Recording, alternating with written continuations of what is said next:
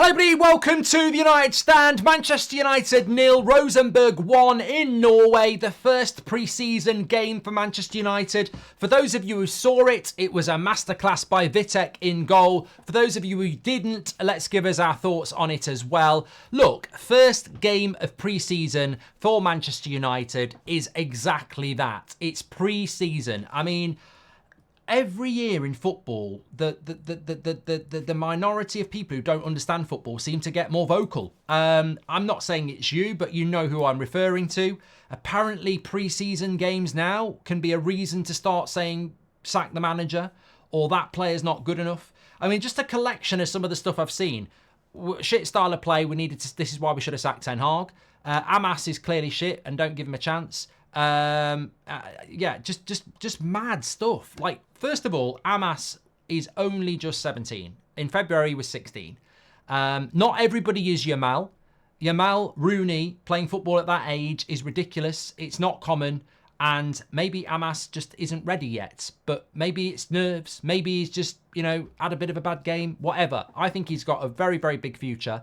And this is why I always say about young players, on what planet does any fan of any club judge a young player on half a game or even two? Like, that the whole, I remember this happened with Garnacho. It was trending on Twitter a few years ago. United fans slagging him off. And yet now we've got one of the most exciting young players in the Premier League. So just don't do that. Don't slag off young players. It's ridiculous. The chance of them making it in the Man United first team is very, very slim. But they might have a career elsewhere. And also, confidence is so big when you're young. And we shouldn't be bashing that confidence. I mean, I thought Collier stood out like a sore thumb in that second half in a good way. His movement, his energy, his passing. I thought it was very, very, very good. We're going to talk about VITEK in a minute. I thought when Ennis got on the ball and Scanlon got on the ball in the second half, they looked good, which is difficult because I think for a lot of the players, we just didn't get the ball higher up the pitch in the first or the second half. And I think there was a big reason for that as well. It's our first pre-season game. Like, this game was well selected by Manchester United. I actually think it was a really big positive. And people will say, well, Rosenberg could have won 3 or 4-0. But I would have expected that. They're halfway through their domestic season. It wasn't that long ago that Rosenberg were playing in the group stages of the Champions League. And they're halfway through their season. They are senior pros. They are fully match fit. And they are fully in their rhythm.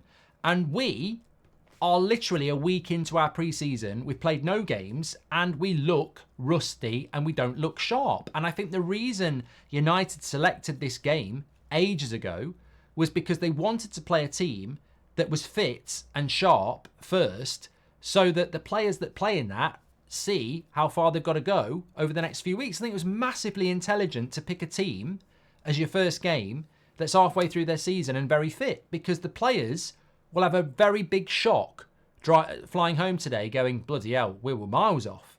I think it was done on purpose. I think it was tactically brilliant. On Saturday, when we play Rangers, that will be a more equal game because they won't be as far ahead as Rosenberg, who are halfway through their season. And the same with Arsenal and Liverpool as well. And also, we're missing a lot of players. So I was very, very happy with that. I thought VITEK was brilliant in goal. I know he was on loan at Accrington Stanley last year. A lot of people will probably get him mixed up with Kovar, who we sold last summer. But he was really good. Shot stopper. We didn't see a lot of distribution, but was really, really confident. We might not see him again in pre-season, but I would say that this is what you need to do. Whether you're Marcus Rashford trying to show that you're ready, Mason Mount trying to show that you're ready, Casemiro, Wan-Bissaka trying to put yourself in the shop window maybe, Mabry as well, or a selection of young players that are trying to get loan deals or maybe even Ten Hag's attention for the first team. That's what you've got to do. And when you look across that whole game, I thought Fish did quite well in the first half.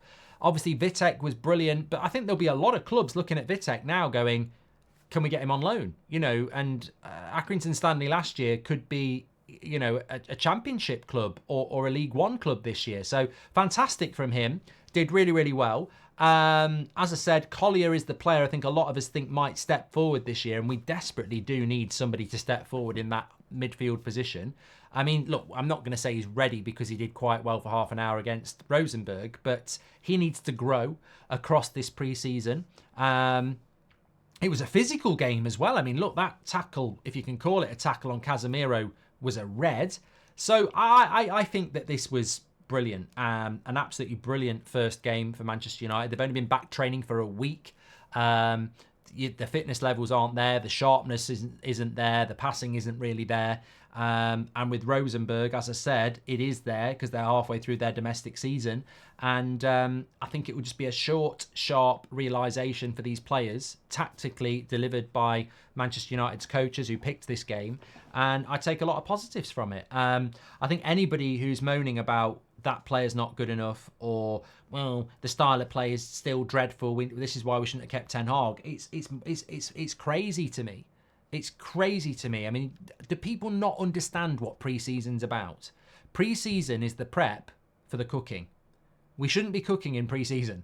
We are getting all the ingredients together, and we haven't even been to the shops yet. So there are still a lot to be bought in. This is about fitness. This is about building momentum. I would expect against Rangers to see better football, but today I think we were on a hiding to nothing, and it was set up that way because we're playing a team, as I said many times, who are, you know, miles ahead of us in relation to fitness and form.